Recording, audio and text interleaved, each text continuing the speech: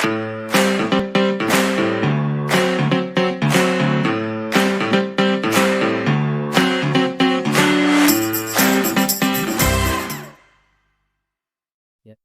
teman pemilih, Iseka Bartaka.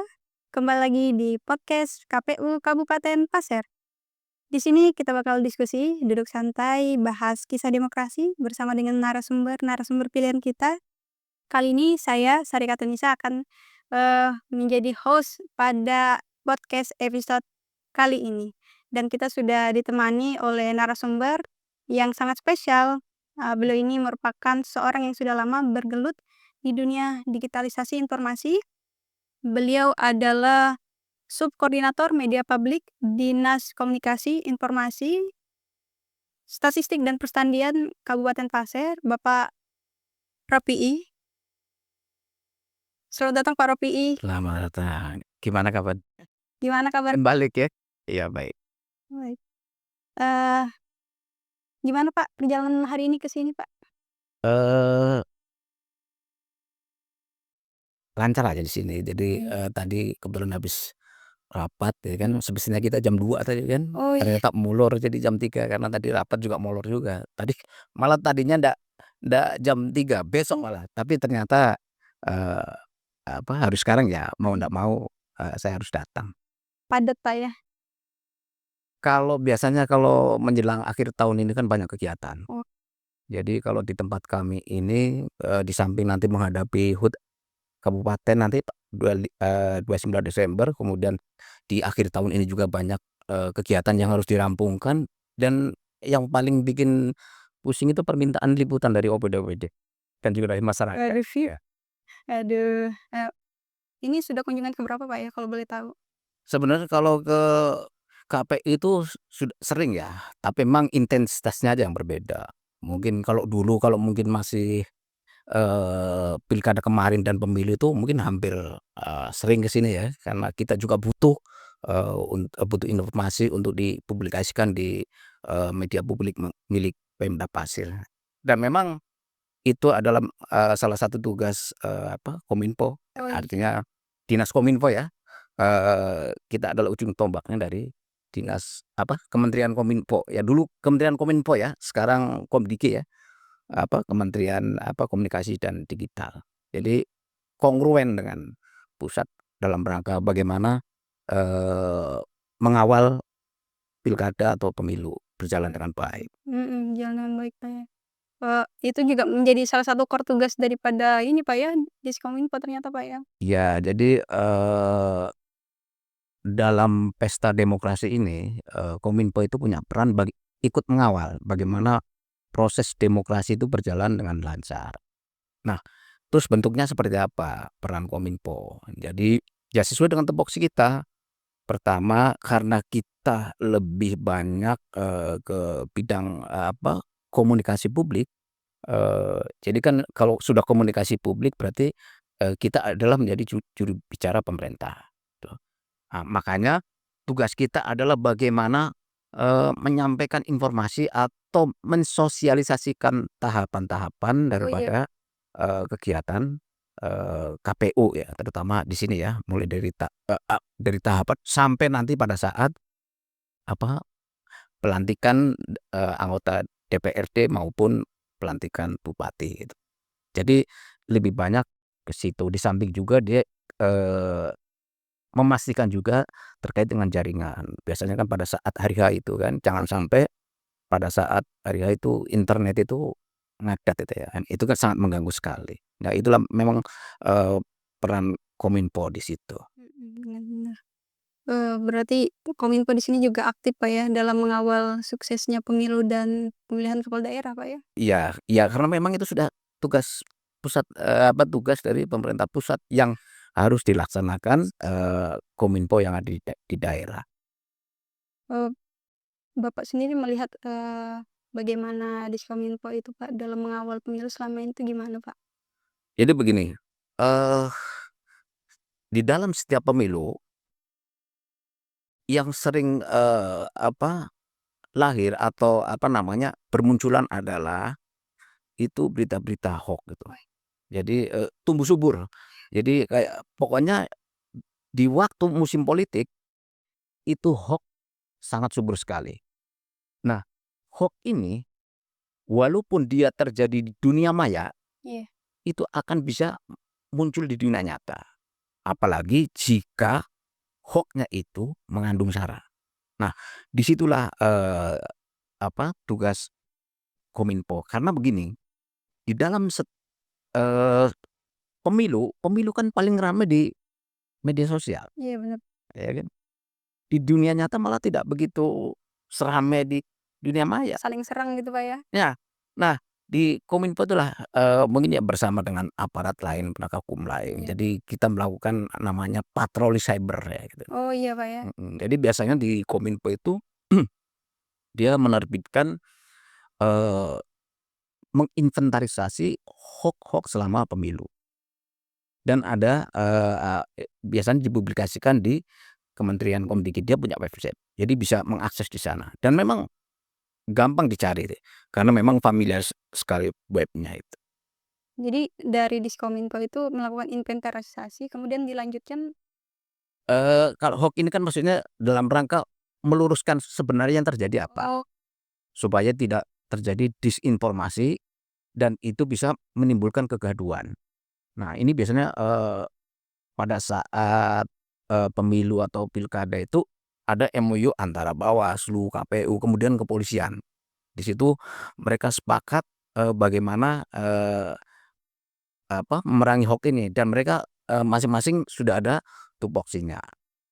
Kalau Kominfo ya jelas terutama di pusat ya, karena dia langsung berhubungan dengan pemilik medsos itu kan. Jadi biasanya mereka yang bisa mengendalikan itu kan, tentu dengan adanya, keributan-keributan di media sosial pasti mereka langsung tanggap. Jadi sebenarnya intinya itu bagaimana hoax ini bisa ditekan. Karena, masyarakat kita ini begini, kalau orang akan bertanya, "Kenapa sih hoax tumbuh subur pada saat, apa, politik?" Karena di situ para tim ses tintas itu kan bermain di situ. iya. Mereka lebih senang bermain di situ, di dunia maya, karena mereka jangkauannya tanpa batas wilayah. Mereka yang di luar negeri juga bisa bisa main di sana, kemudian di dalam negeri juga sama. Artinya, keributan di media sosial ini ya Dinas Kominfo punya peran di situlah, gitu. Apalagi, ketika ini, Pak, ya, apa namanya, di masa-masa tenang itu, Pak. Tiba-tiba ada konten-konten mungkin yang sifatnya campaign, menguntungkan salah satu pihak atau merugikan salah satu pihak, Pak, ya. Iya, jadi kami di Kominfo itu ada yang namanya pekerjaan itu kayak pekerjaan rutin ya, artinya memang itu, adalah, eee, mengajarkan atau mensosialisasikan tentang, literasi. Ya, dari literasi lah di sanalah kita, memberikan pemahaman kepada masyarakat bagaimana dia bijak Mhm. bermedia sosial. Iya, Karena bener. ndak usah jauh-jauh di sini pun, kita mungkin ambil contoh, di sini di Kabupaten Pasir pernah ada konflik sosial itu, Kak.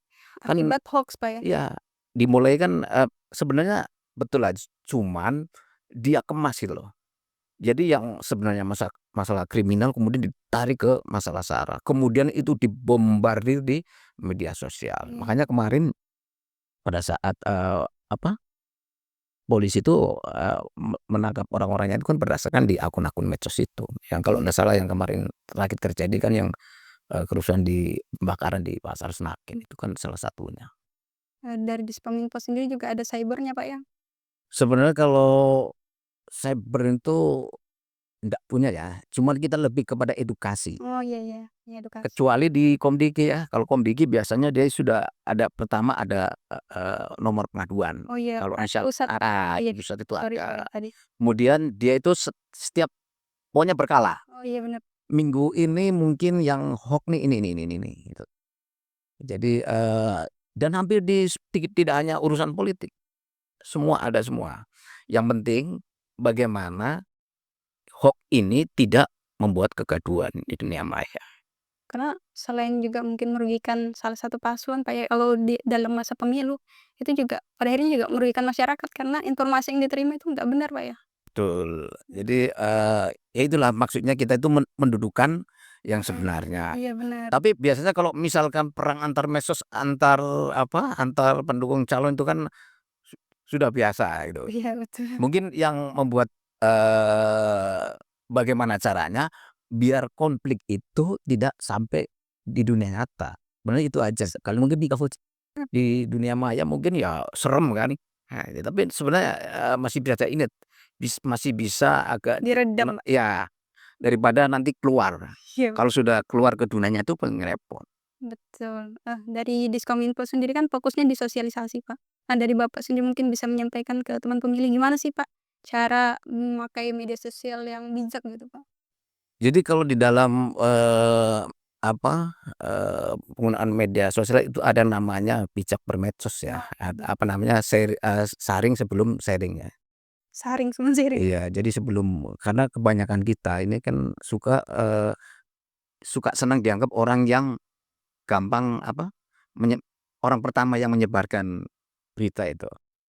Padahal, hati-hati, kita perlu juga, literasi karena gini, kalau kita dapat informasi biasanya kita itu langsung share, Oh, iya. ya.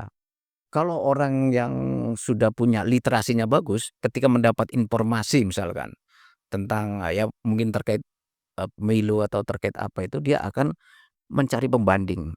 Jadi misalkan ada informasi ini, coba kita cari yang di Pembanding. Google lagi, nanti biasanya ada namanya kayak dicek gitu kan. Ejek. Kayak semacam itulah. Jadi untuk, menguji ini informasi betul ndak, uji informasi namanya. Jadi, itulah kenapa perlunya kita harus, punya literasi digital ya kalau bahasa kita. Jadi kemampuan kita itu, menerima kemudian menganalisa sebuah informasi. Itu namanya kita memiliki literasi digital. Benar sekali, Pak, ya. Kalau dalam agama itu konsepnya tabayun, kata Tabayun ya. diselidiki dulu kebenarannya, asal-muasalnya gitu, Pak, ya. Betul. Jadi, itulah konsen daripada, Kominfo, terutama kami di daerah. Biasanya kami datang ke, sekolah-sekolah yaitu ke baik, SMA, SMP, kemudian kadang juga kita di komunitas-komunitas juga kita memberikan kayak misalnya komunitas informasi masyarakat, karena mereka adalah ujung tombak di desa. Kita juga memberikan, edukasi itu. Jadi memang itu wajib itu kalau yang literasi digital itu wajib bagi Kominfo untuk menyediakan pemahaman Ini kepada masyarakat. apalagi sekarang itu, Pak, HP itu kan siapa aja pegang, Pak, ya. Dari strata sosial manapun, segmen masyarakat manapun itu pasti punya HP, Pak, ya. Pasti zaman sekarang kan aneh kalau ndak punya HP, bahkan satu orang mungkin bisa punya akun lebih dari satu. Ada 2 bisa 3, Pak, ya. Itu jadi PR sekali buat pemerintah, Pak, ya, gimana mengedukasi masyarakat biar bijak dalam, menggunakan sosial media, Pak, ya, tentunya. Karena informasinya bisa cepat sekali tersebar, apalagi kalau iya, Tapi sebenarnya gini, dengan adanya apa, dunia maya, medsos ini ya, mhm, sebenarnya terutama untuk pemilih ya, iya dia ketika dia punya pilihan, dia itu, dia akan melakukan literasi dulu. iya, Oh, ini calon ini gimana, calon ini gimana. Dia itu sebenarnya bagus aja, tinggal bagaimana dia kecerdasan dia dalam memahami informasi itu. Jadi memang ada untungnya juga, jadi, bahasa gitu literasi calonnya. nah, iya, Jadi kalau kita calon yang misalkan, pilkada misalkan, kita bisa mencari rekam jejak ya biasanya di media sosial. iya, dan mungkin kalau dari sisi penyelenggara bisa menyediakan itu kan, Pak, kita lakukan agar Tapi kalau dari kayak KPU kan dia lebih banyak ke edukasi, mengajak masyarakat untuk menggunakan hak pilih ya. Nah, di backup Kominfo di situ, bantu supaya tahap-tahapannya, berjalan lancar. Kemudian, memastikan masyarakat bisa iya bener, nah itu Kominfo juga tugas. Caranya gimana? Ya itu tadi, kita punya saluran baik media sosial maupun media resmi milik, pemerintah daerah. Di situlah kita menyebarluaskan tahapan-tahapan, termasuk juga kadang kita di, Kominfo, kita juga masuk dalam grup pilkada atau pemilu itu, kita biasanya juga memberikan, apa yang terjadi di daerah sehingga KPU tahu. iya, Misalkan di daerah ini, ada terjadi misalkan kekurangan apa, surat suara atau apa, itu biasanya disampaikan. Makanya biasanya kalau, eee, menjelang mendekati pemilu itu, kami itu biasanya, mencari informasi itu. Artinya, kalau ada informasi yang menyangkut kerja KPU, ya kita sampaikan ke KPU. Jadi lebih banyak ke situ, supaya, hak, hak pemilih itu, terpenuhi gitu. Betul, oke. Ini kan Pak, kalau tadi kita bahas-bahas Pak, bagaimana kerjasama KPU dan Diskominfo di masa tahapan Pak ya, terutama pemilu atau pilkada. Kalau Bapak melihat peluang ke depan nih Pak, kalau di KPU kan di masa non tahapan itu biasanya melakukan sosialisasi, pendidikan pemilih berkelanjutan atau pemutahiran data berkelanjutan. Nah, Bapak melihat peluang apa Pak, kerjasama ke depan sama KPU Pak di non tahapan ini? Eee, kita kan yang jelas kalau kita, memang tugasnya adalah dalam hal komunikasi publik, ya itu kesempatan Iya, kesempatan. Kayak contoh kita banyak sekali misalkan kita punya grup-grup, medsos, kemudian kita punya pengikut, itu kan bisa dijadikan, dijadikan, alat untuk, sosialisasi KPU. iya betul. Nah, yang penting begini, biasanya, boleh juga kita ada kerjasama dalam bentuk MOU juga bisa, ya kan. Tetapi juga kita pun kadang di Kominfo juga kalau memang masanya apa, mau pemilihan, mau apa, kan tetap kita harus Pasti praktek gitu. anu Pak ya, Karena, di Kominfo itu juga harus, mendengar dan nadi di masyarakat. Di semua bidang, nggak cuma di bidang politik, di bidang ekonomi, kemudian, sosial. Jadi memang, di Kominfo tuh harus peka di daerah. iya betul. Sehingga apa, karena, pemerintah pusat itu, melihat ya produk-produk informasi dari Kominfo di daerah. Itu biasanya memantaunya di situ. Jadi ketika kita biasanya ketika misalkan di Kabupaten Pasir nih ada, masalah terkait kepemiluan tentang request itu biasanya nanti pusat akan tahu, karena kan kita punya jaringan di sana gitu. Jadi kita punya jaringan juga dengan Komdiki melalui, website-nya dia gitu. Kita punya namanya media center. Kalau KPU punya media center, ya sudah bikin MB aja sama media center Kominfo kan. Iya, Nah, kemana asik jadi Pak. iya saling sharing terutama ya kalau KPU sharing-nya tentang KPU-an gitu kan. Nah kemudian, eee, seperti ini kayak gini, medsos. Bisa aja kita nih, mungkin nanti bisa belajar di medsos Iya, podcast di sana supaya, eee, bertukar ini Pak ya. iya Iya, bertukar ilmu kemudian ada saling menguntungkan lah kalau misalkan, kita saling, eee, kadang orang KPU kan ke sana juga kalau mungkin setelah punya podcast sendiri mungkin nggak tahu apakah nanti akan ke Kominfo lagi kita nggak tahu. Tapi, tetap, jalinan, kerjasama antara KPU dengan, Kominfo itu harus tetap terjalin, tidak musti harus, mau deket-deket gitu. Kalau sekarang kan mungkin KPU sendiri mungkin masuk evaluasi yang kemarin mungkin kan, apa yang kemarin menjadi kendala, nah mungkin akan dievaluasi nanti ke depannya seperti apa.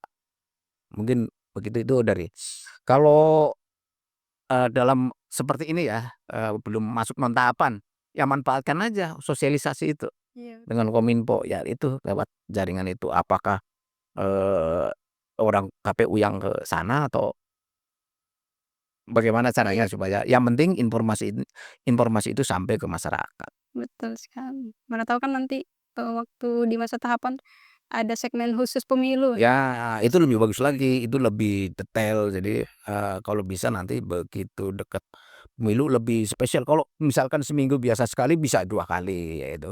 Atau kalau, eee eee, kita harus punya inilah ya, semacam kalau misalkan apa yang menjadi kebutuhan masyarakat terkait pemilu, kita bahas. Nah, itu seperti itu. Jadi kita harus, mendeteksi denyut denyut nanti masyarakat, terutama terkait dengan hak pilih mereka. Benar sekali. Baik Pak, sebelum ditutup mungkin, saya silahkan Bapak, siapa tahu ada closing statement atau pesan-pesan untuk teman pemilih. Iya. Jadi, sekarang orang gampang mengakses informasi, baik itu melalui saluran pemerintah maupun media sosial. Nah, di situ sebenarnya ada keuntungan terutama untuk pemilih. Artinya ketika dia memilih, calon, memilih wakil-wakilnya, dia punya referensi lah. Sehingga nanti kalau pemimpin kita ini bagus-bagus kan, sangat berpengaruh mereka saat mereka menjadi wakil wakil kita. Jadi intinya,